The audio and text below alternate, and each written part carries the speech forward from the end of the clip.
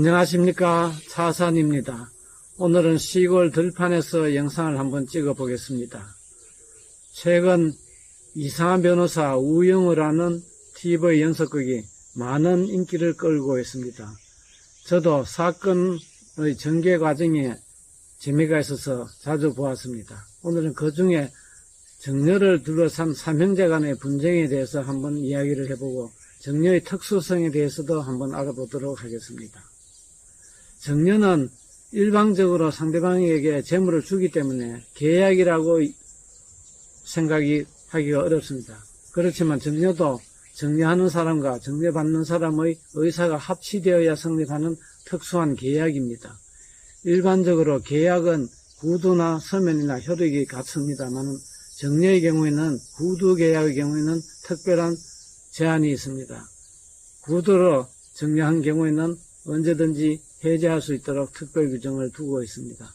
왜냐하면 경솔하게 정려를 하였다가 생활이 어려워지는 것을 방지하기 위해서 신중하게 서면에 정려를 하라는 취지입니다. 그런데 이 사건의 경우에는 삼형제가 서면에 의하여 계약을 하였기 때문에 위조항을 원용하여 땅을 찾아올 수가 없었습니다. 우영우 변호사는 여러 가지로 생각을 해보았는데 결국 막내 동생이 형들의 어떤 사기나 강박에 의해서 상속 지분이 다르다는 것을 숨기고 그와 같이 하는 것이 타당하다는 기망에 속아서 정려계약을 하였다는 사실을 알게는 되었습니다. 그렇지만 이것을 법원에 가서 입증하기는 상당히 어려웠습니다. 수소문 끝에 이웃에 사는 사람이 그날 방문을 하였다가 형제간에 이야기하는 것을 들었다는 사실을 알게 되고 증언을 부탁하였습니다만 그분도 법정에 가서는 막상 잘 모른다고 얼머부려서 결국 우영우 변호사는 패소할 위기에 처했습니다. 여기서 우영우 변호사는 한번 발상의 전환을 합니다. 정려자가 수정자로부터 폭행이나 협박을 받은 경우에는 정려계약을 해제할 수 있다는 특별 조문이 있습니다. 정려를 받으면서도 상대방에게 이와 같은 폭행 행위 등을 하는 경우에는 정려를 할 필요가 없다는 입법자의 생각이 반영된 조문입니다. 그런데 그와 같은 사실이 지금까지 없었기 때문에 과연 이 조문을 어떻게 활용할 것인가 생각을 하다가 제3날 막내 동생이 찾아가서 큰형과 작은형한테 폭행을 당하는 상황이 벌어집니다. 막내 동생은 진단서를 첨부하여 경찰서에 신고하여서 결국 모든 폭행 사실에 대한 증거가 수집됩니다.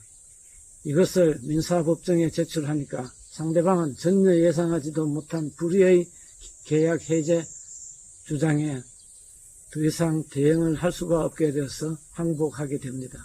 이 사건의 경우에는 삼형제가 다시 원만히 화해하고 우애를 회복하는 것으로 결말이 났습니다. 여기서 제가 말씀드린 것은 변호사는 이와 같이 사건 해결에 있어서 상당히 능동적인 역할을 하고 창의적인 활동을 할 수 있다는 점을 말씀을 드리고자 합니다. 법관의 경우에는 당사자가 주장하는 범위 내에서만 판단하기 때문에 스스로 나가서 적극적으로 사건을 해결하기가 상당히 어렵습니다.